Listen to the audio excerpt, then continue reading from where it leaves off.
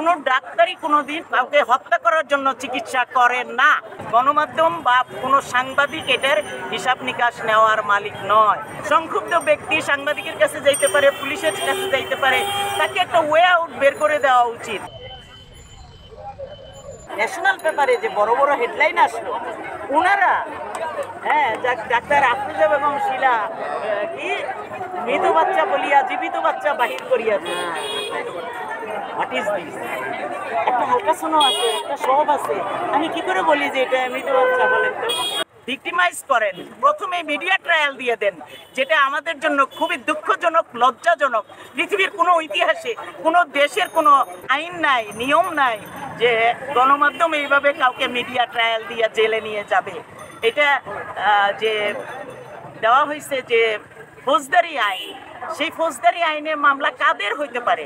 হ্যাঁ, এখানে আমি নেগলিজেন্সি করে আমার পানিশমেন্ট আছে, আমি যদি অন্যায় এটারও পানিশমেন্টের বিধান আছে, আমরা সবই জানি। সেগুলো ইমপ্লিমেন্ট না করে সরাসরি একজনকে হত্যা মামলা দেওয়া, একজন ডাক্তারকে, কোনো ডাক্তারই কোনোদিন কাউকে হত্যা করার জন্য চিকিৎসা করেন না। এটা আমি বারবার জোর গলা দিয়ে বলতেছি। ডাক্তার এবং হসপিটাল সুরক্ষা আইন দরকার। 16 ঘন্টা পার হয়ে যাবে, তখন আর নর্মাল থাকবে না, সেটা অবশ্যই অ্যাবনর্মালের দিকে টার্ন নেয়। সেক্ষেত্রে আমরা ডাক্তাররা ইমিডিয়েটলি এটার ব্যবস্থা নেই, এটাই আমাদের উদ্দেশ্য। আমরা মা বাচ্চা দুইজনকেই সব সময় বাঁচানোর চেষ্টা করি, কাউকেই আমরা বাদ দিই না। তবে এখানে প্রথমে বাচ্চা খারাপ হয়ে যায়, তারপরে মা খারাপ হইতে থাকে। এই টাইমের মধ্যে যদি ব্যবস্থা না নেওয়া হয়, অবশ্যই একটা মা মারা যাবে, অথবা মারা না গেলেও তার যে পরবর্তী সিকিউরিটিগুলা, যেসব সমস্যা যে দাঁড়াবে, বিভিন্ন রকমের সমস্যা আছে, সেই সমস্যা নিয়ে সারা জীবন সে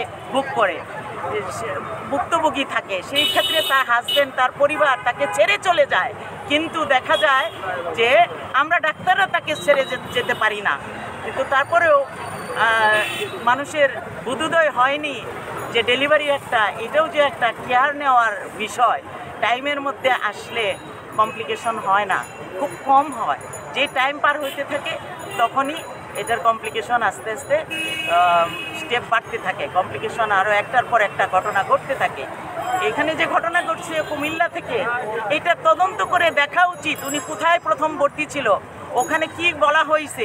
ওখানে যদি সিজার বলা হয়ে থাকে অথবা ডেলিভারির জন্য আরেকটু ওয়েট করা বলা থাকে, তাহলে অবশ্যই এটা তার মানা উচিত ছিল। সে না মেনে নিশ্চয়ই 3 ঘন্টার কমে কুমিল্লা থেকে ঢাকায় আসতে পারে নাই। সেই 3 ঘন্টায় প্রত্যেক সেকেন্ডে তার যে কমপ্লিকেশন হয়েছে, যে সমস্যাটা হয়েছে, সেটার হিসাব নিকাশ কে নিবে?